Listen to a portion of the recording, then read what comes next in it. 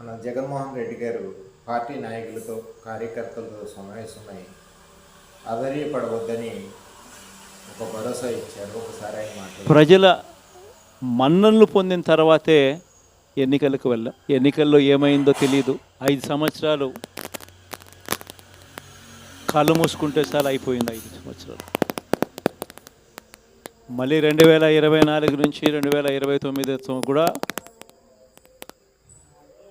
అదే మాదిరిగానే కళ్ళు మూసుకుంటే 2029 కూడా కళ్ళు మూసుకుంటూ వచ్చేస్తుంది. ఇవి మనం గుర్తుపెట్టుకోవాల్సిన అంశం ఏమిటి అని అంటే, సినిమాలో ఓన్లీ ఫస్ట్ హాఫ్ మాత్రమే అయ్యింది. గతంలో కూడా ఇదే మాదిరిగా పరిస్థితులు ఉన్నప్పుడు కూడా